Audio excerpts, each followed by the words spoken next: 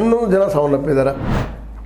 ಆದರೆ ಭೂಮಿಕಾ ಅನ್ನುವಂಥದ್ದು 20 ವರ್ಷದವರು, ಸಹನಾ ಅನ್ನುವಂಥ ಹುಡುಗಿ 19 ವರ್ಷ, ಪೂರ್ಣಚಂದ್ರ 32 ವರ್ಷ, ಚಿನ್ಮಯಿ 19 ವರ್ಷ, ದಿವ್ಯಾಂಶಿ 13 ವರ್ಷ, ಶ್ರವಣ 20 ವರ್ಷ, ದೇವಿ 19 ವರ್ಷ, ಶಿವಲಿಂಗ 17 ವರ್ಷ, ಮನೋಜ 33, ಅಕ್ಷತಾ 20 ವರ್ಷದ ಇನ್ನೊಬ್ಬರು. ಇವರು ಈ ರೀತಿಯಾಗಿ ತಮ್ಮ ಜೀವನ ಕಳ್ಕೊಂಡಿದ್ದಾರೆ. ಇವ್ರಿಗೆ ನಾವು ಶ್ರದ್ಧಾಂಜಲಿ ಅರ್ಪಿಸು ಮತ್ತೇನಾದ್ರು ಮಾಡಬಹುದು. ಅದು ಹೆಂಗೆ ಜನ್ರೇಷನ್ ರೀ ಇವರು. ಶ್ರದ್ಧಾಂಜಲಿ ಅರ್ಪಿಸಿದ್ರೆ ಪರಿಹಾರ ಕೊಟ್ಟರೆ ಅವ್ರು ಸಿಗ್ತಾರೆ ಒಳ್ಳೆ ಅಂತ ಆದರೆ ಅದರ ಅರ್ಥ ಪರಿಹಾರ ಕೊಡಬಾರ್ದು ಅಂತಲ್ಲ.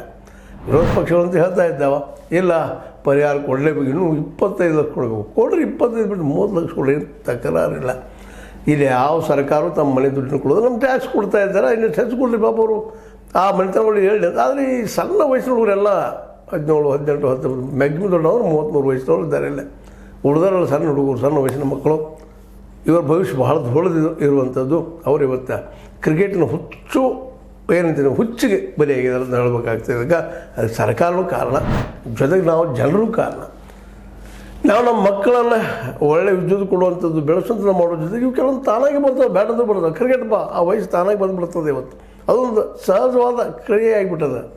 ಕರ್ನಾಟಕ ಆಗಿರ್ಬೋದು, ಆಲ್ ಓವರ್ ಇಂಡಿಯಾದಲ್ಲಿ ಆಗಿರ್ಬೋದು, ಎಲ್ಲ ಕಡೆಗೂ ಇವತ್ತು ಸಣ್ಣ ಸಣ್ಣ ಹಳ್ಳಿಗೆ ಹೋಲಿಸಿದ ಕ್ರಿಕೆಟ್ ಆಡುವಂಥ ಜನ ಹುಡುಗರು ಕಾಣ್ತಾ ಇರ್ತಾರೆ.